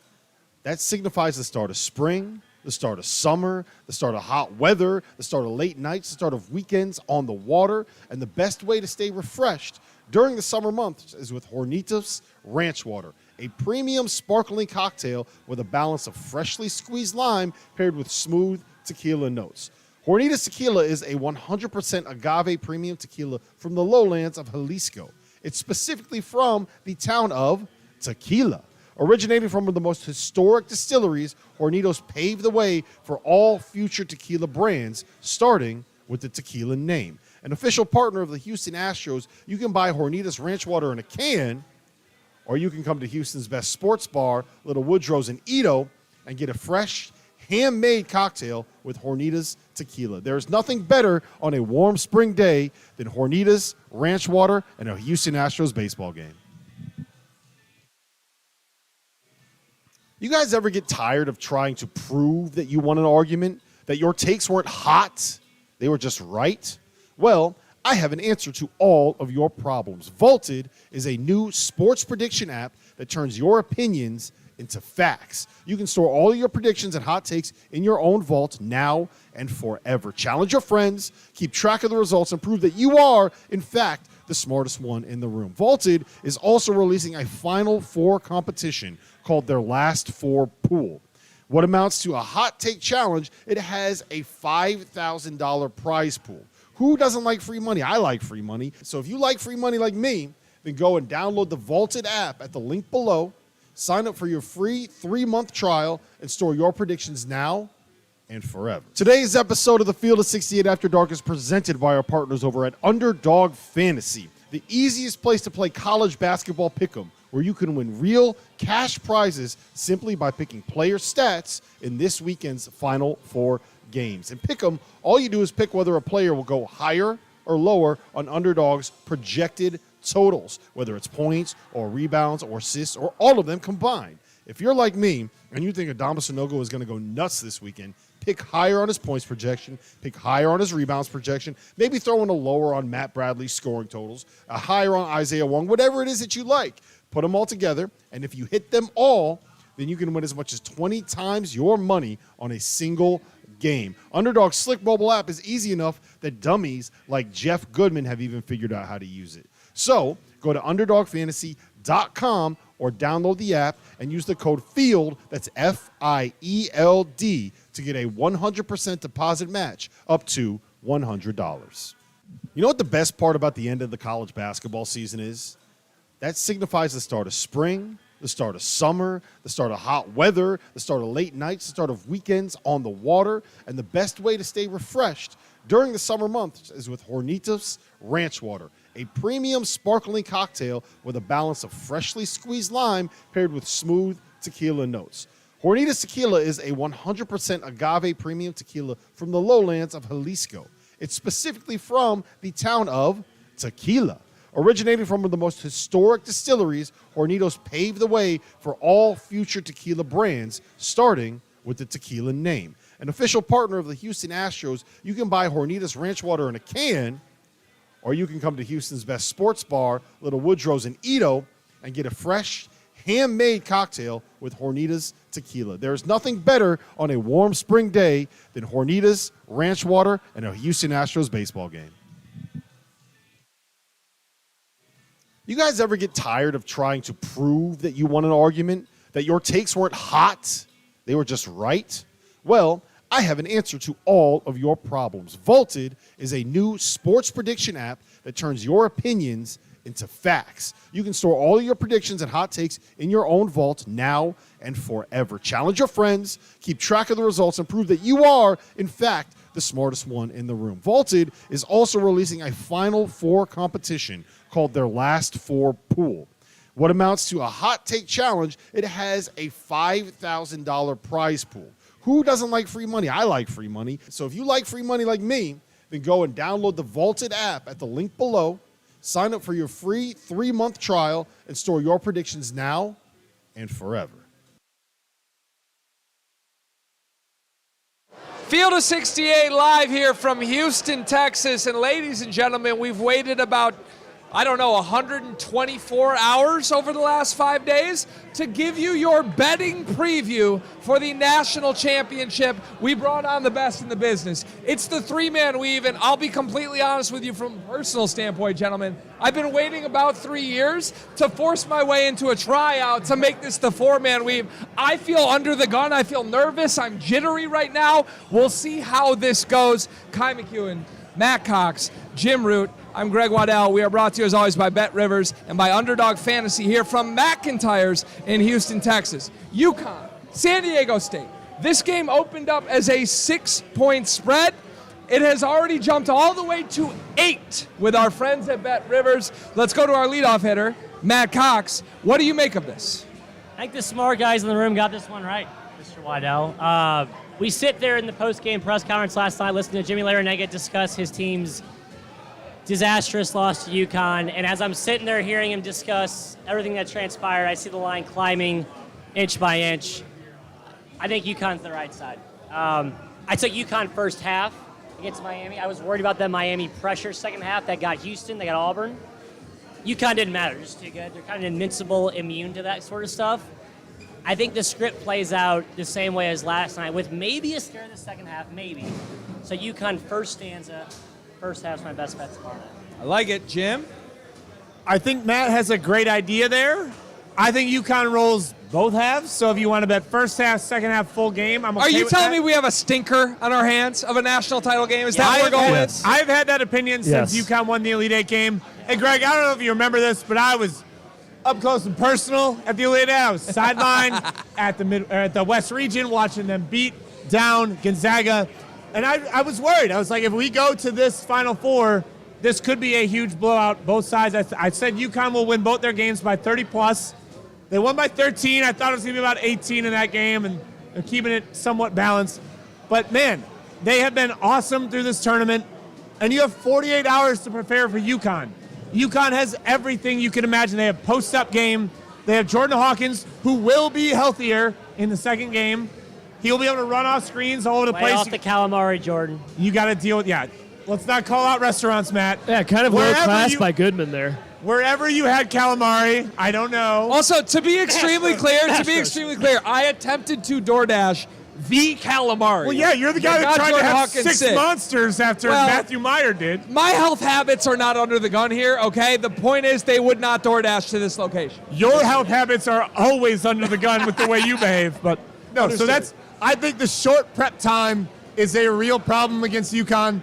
There's just too many things to worry about. You have to figure out your post coverage against a no-go. Then what do you do about continuous off-ball screens for Hawkins? And then Newton's been fantastic on the ball, even when Jackson got in foul trouble last game. I know the line is high. I know it's been bet up. I still have to say UConn continues this double-digit roll. Kai, I think it's 7.5, 8. I'm still a Husky. I know you want to see Jonathan the Husky. I do. But we are Jonathan the Husky collectively. If anybody knows where Jonathan the Husky is, He left town. the actual dog mascot, the left good town. boy, please let me know because I want to pet him. I owe him pets. I love dogs, Greg. Sure. I love dogs. Sure. I don't love Biased the dog pro in this dogs. game. Sure. Pro dog. Everyone loves dogs. Yeah, sure. Confirmed. Yeah, everyone loves dogs. I get it. Everyone knows the line's too high. It's too high. It's too high. Kim Pom makes it 6, open 6, 7.5 now. UConn's going to smash them, though. That's my feeling, my gut feeling. San Diego State, you got to have luck to win in the tournament. They've had a lot of luck. Chris Felica, the Bear, only team ever. You guys might have mentioned this, to win by 1 point exactly, Elite Eight and Final Four. There's some luck to that. Nobody wanted to see San Diego State in this tournament, in this championship game. Got to roll with the punches. We Kai, wanted do you FAU. want to see them in the championship game? No, I mean, I have a future on both sides, Jim, to be clear. Everyone out there, I'm a very good sports bettor. I have futures on both sides. Short. Both sides. But I wanted to see FAU. We're an FAU organization at heart. Yeah, of course. I mean, Owls come out at night, and it is almost night here in Houston, Texas. So I feel like we can be obligated to say we are Owls. But the Owls are not here. It is what it is. Let me ask you guys this, because I was walking through the tunnels of NRG. Is it Stadium? Is it NRG Arena? It's Stadium. Energy Stadium. Energy Stadium. The bowels. I'm the bowels walking of through energy. the bowels, through the understudy of NRG Stadium last night with the one and only Rob Dauster, who is insufferable, by the way. I don't know how much you guys have been exposed to this. I've certainly been exposed He to signs it. our checks. He signs the checks, ladies and gentlemen.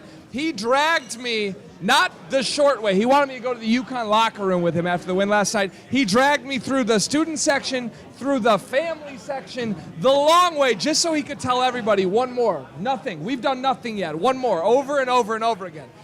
And I'm sure he was saying we the whole time. We, the whole time. It's Rob. his championship. Why do you think I'm in a Kawhi Leonard jersey? I hate San Diego State. I cannot express that enough. The point is, I'm walking with him last night, right? and we're speculating. We're saying, what's this line going to open up as? He looks me dead in the eyes, and I don't know if it was mental warfare or what. He said, I bet it's 3.5. Oh, my God. Like, Greg, no, I got to 3.5. step in. That is ludicrous. It was never going to be 4 or 3.5. FanDuel, sorry, a book that I cannot name. Redacted. Had a redacted sports book. Redacted. Had a line look ahead that was UConn minus 4.5 against San Diego State. And I wish I had thrown all my shekels on that one because that was never going to be the line.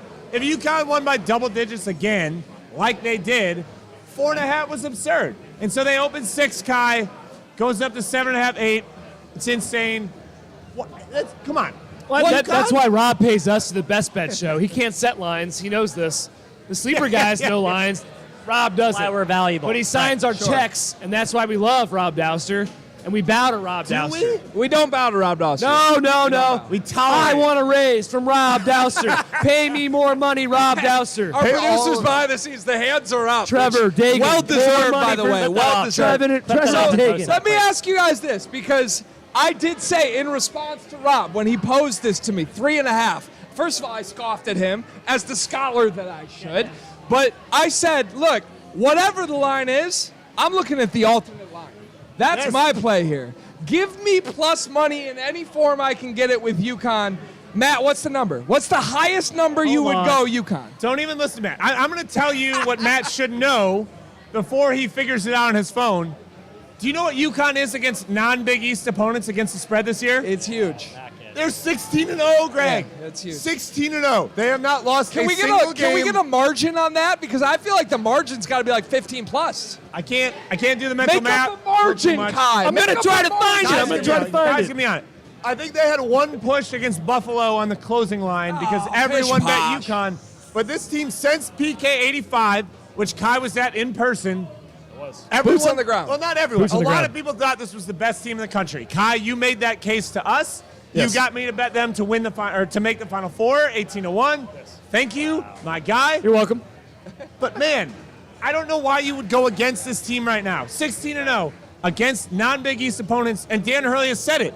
The first time you see us, what do? We have too many options. We defend, we rebound, and we have a lot of different choices offensively. They're still adding things to their playbook. Greg, the last play of the first half in the Final Four was a new add to the playbook. They got a wide open 3 for Caravan. They have been terrific. I don't know what you do with this team with 48 hours of prep. I am a UConn guy through and through. I got the margins, guys. Before you do that, Please. against non-conference competition, courtesy of team rankings, UConn 16-0 against the spread. Average margin of victory 24.7. Average cover margin 11.9. Cover margin 11. Get out of here. Cover margin 11. Get out of There's a here. reason our friends on Bet Rivers do not have the margin of victory prop up because they know better. They know better. I mean, that's It shouldn't absurd. be up. So, okay, let's play live. Who am I putting all my money on? UConn. According to the Weave. San Diego State. Oh, you want me to lose all my money? Leonard's right here. I want you broke, Jeff. I want you broke. Great, thank you. So, all right, we just. Yes, me. Okay, You just- take you a just deep walked breath, sir. Go away. We don't want to see your ugly face, Rob Dauster. No, it's a great face, a beautiful face, Rob. Give me more money. Give me more money. So, let's play lines maker, right? Okay, I just alluded Rob's a horrible lines maker. I said I'll take whatever number I can get. Let's play lines maker. I don't care what our friends No. at Bet Rivers have. That's an idiot. I got it. What is the highest number you would bet UConn at and feel comfortable? All right. At Bet Rivers, UConn minus 14.5 is as high as you can go, plus 235. Are you taking that? What would you take? Yeah. Like, yeah, forget the numbers. Forget Bet Rivers. What is the 235. what I is need the more than highest that. number you would take? 10.5. Alternative line. Okay. Greg, for me, it's 12.5. I think this team wins by double digits. They keep doing it. They've done it in every game this tournament. I would have to get 12.5 to bet San Diego Hold on, State. wait. Let's give at least some credence to San Diego. Some love, okay. All right. Just a modicum of love Do here. we have to? No. Just we do. Obligation. We do. Okay, yeah, sure. We're repping Kawhi here. Well, I hate Rob. Well, we all do. We love Rob. San Diego State's bricks were so bricky last night. Their offensive rebounding was aided by how badly they missed those shots. I worry there's just like this complete brickfest repeat, and it turns like this, mucky type of thing. And you look at the score 5 minutes ago, San Diego State's down 7, 5, 6. And it's like, what? It makes no sense. But that's kind of weird. And it's where they found out. That's what we found out last night. It's FAU. The better team lost, but the worst team then mucked it up. Better failed. How many boards do they need to get? There's some deja vu vibes I'm getting. I agree with that. I agree. It's mucky. How many rebounds do they need to get, Matt, to be competitive against this UConn team? Like, do they need to 40% dominate? of their own misses. 40%. They got 32% against FAU. It actually was kind of low. It's just they got like They had all 9 those and in, 4 like, one minutes. possession. 9 One and possession, 4 minutes. 9 and 4 minutes against FAU. I mean, Yeah, it was the 40%. Jet Howard School of free throw box outs. Right. Go get It is. All right. What are you bring up Michigan again? Oh, I'm sorry. I'm sorry to make it all about me. Portal player, where is he at now? Yeah, no comment. Wait, can no we comment talk on that. total? Please. Because this opened at one very sharp sports book. I've learned my lesson. I don't say the name. 129 No, and a half. it's always Bet Rivers. It's always Bet Rivers. Bet Rivers. Okay. It's always Bet Bet Rivers. I saw a 129 and a half opener. It is up to like 133 in Yeah. some places. A lot of people think there's going to be points. I like over too. I like over. So I in do. 2 straight games, the UConn defense has held the number 1 offense in the country, Gonzaga, to 54 points, and the number 5 offense in the country, Miami, to 59. Both of those are their season low totals. Matt, tell me why I should not be on the under here. Because my grandfather, Jim Larrañaga, told me directly, look me in the eye during the press conference. He goes, between the lines, what he said was, you guys were both there. He was like more of a, we did not play well, not a UConn suffocated us. He was grumpy. He was grumpy. grumpy. Which he was grumpy. I don't know all the way by. I think there's avenues to score against this defense, as we saw throughout Big East play, right? We did. I think the over gets there in a garbage fashion. 20-point deficit, 50-point deficit, kind of game opens up. Get some cardio in, last 10, 15, whatever. The over gets there in a scummy, mucky type of way. Isn't that gross, though? Do we like that? I don't like the San Diego States in this championship.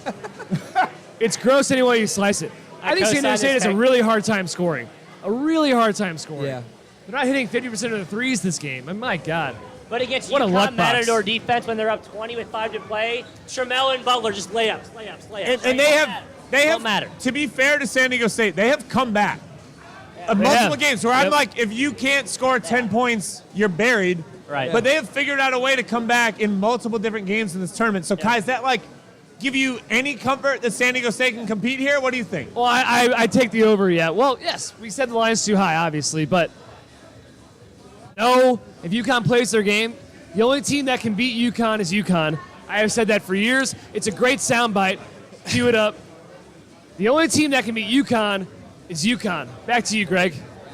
Let's talk player props. Yeah, can we do quick player props? Let's talk player props. get Let's talk nitty-gritty. player props. Yeah, what do you like? What do you like? Fatty Matty Bradley.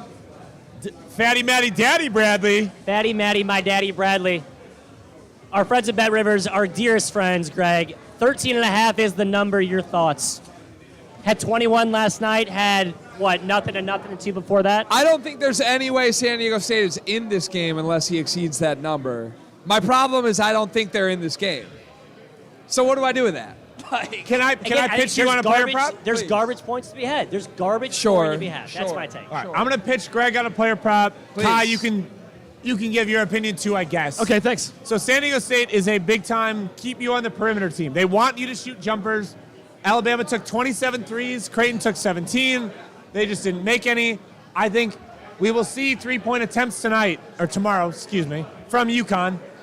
I like Alex Caravan over 1.5. It's plus money on Bet Rivers, I think plus 132. Wow.